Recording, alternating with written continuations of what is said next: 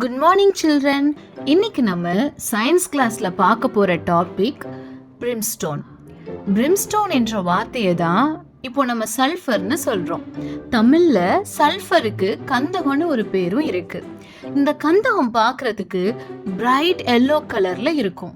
நம்ம வீட்டில் கிளீன் பண்ணுறதுக்கு யூஸ் பண்ணுற டிட்டர்ஜென்ட் பவுடர்ஸ், ஆசிட்ஸ்லாம் இந்த சல்ஃபர்ல இருந்து தான் தயார் பண்ணுறாங்க. இந்த சல்ஃபரை ஃபயர் பண்ணும்போது என்ன ஆகுதுன்னு இப்போ ஒரு வீடியோ மூலமா பார்க்கலாம். ஒரு சின்ன சல்ஃபர் பாலை எடுத்து அதை ஹீட் பண்றாங்க. அந்த தீக்குச்சியை அதுல இருந்து எடுத்ததுக்கு அப்புறமும் அந்த ஹீட் வேகமா அந்த சல்ஃபர் பாலோட எல்லா பகுதிக்கும் போகுது. அது கொஞ்சம் கொஞ்சமா உருகி அந்த கந்தகம் முழுவதையும் கொஞ்ச நேரத்துல இல்லாதது போலவே ஆக்கிறது. சோ என்ன கத்துக்கிறோம் இதுல இருந்து? அக்னியும் கந்தகமும் சேர்ந்துச்சுன்னா ஒரு பொருளை அது இல்லாத மாதிரி அழிக்க முடியும்னு நம்மளால பார்க்க முடியுது. அப்படிதானே? ஆமா. ஸோ ரிமைனிங் டாபிக்ஸை நம்ம நாளைக்கு கிளாஸ்ல பார்க்கலாம். Okay, see you.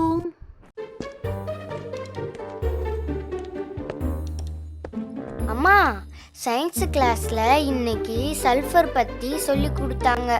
அதில் அக்கினியும் கந்தகமும் சேர்ந்துச்சுன்னா ஒரு பொருளை சுத்தமாக அழிச்சிரும்னு வீடியோவில் பார்த்தோம்.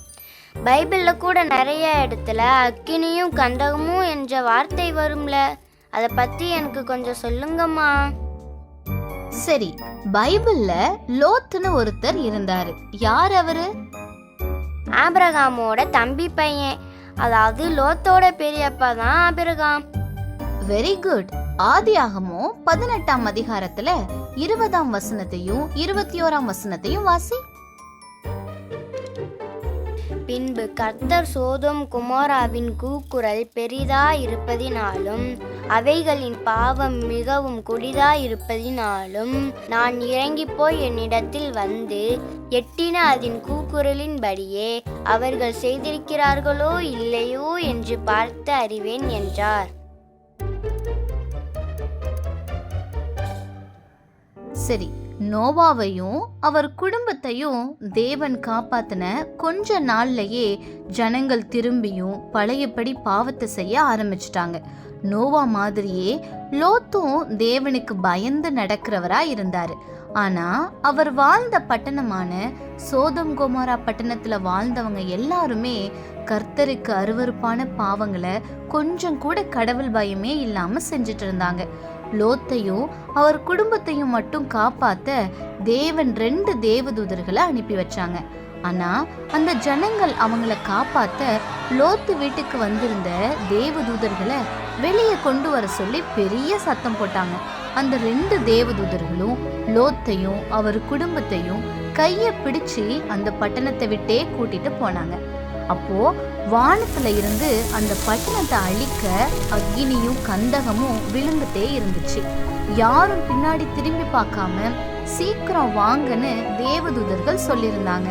ஆனா லோத்தோட மனைவி மட்டும் என்ன நடக்குதுன்னு பின்னாடி திரும்பி பார்க்க ஆசைப்பட்டு அதே இடத்துல உப்பு தூணா மாறிட்டாங்கப்பா.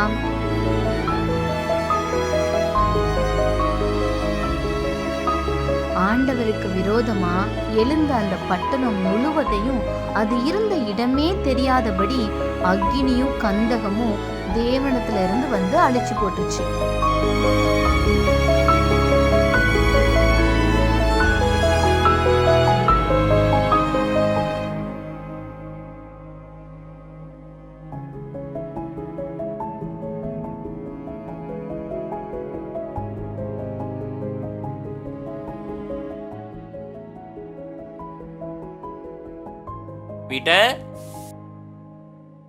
அப்பா, லோத்தோட நாட்கள்ல அக்கினியும் கந்தகமும் வந்து அழிச்ச மாதிரி இனிமே நடக்குமா? இயேசு கிறிஸ்து சீசர்களுக்கு சொன்னது என்ன அப்படின்னாப்பா, லோத்து சோதமை விட்டு புறப்பட்ட நாளில வானத்திலிருந்து அக்கினியும் கந்தகமும் வர்ஷித்தது, எல்லாரையும் அழிச்சு போட்டுச்சு. மனுஷகுமாரன் வெளிப்படும் நாளிலும் அப்படியே நடக்கும்பா. நம்ம ஆண்டவர் மீண்டும் 2ஆம் வருகை வரும்போது அவருக்கு கீழ்ப்படியாம இருக்கிற ஜனங்கள் மேல இந்த அக்கினியும் கந்தகமும் வந்து அவங்கள அழிச்சு போடும். நாம அதிலிருந்து தப்பிச்சு கொள்ளணும் அப்படின்னா நம்ம ஆண்டவருக்கு பயந்து கீழ்ப்படிந்து வாழணும்பா. சரியாப்பா? சரிப்பா.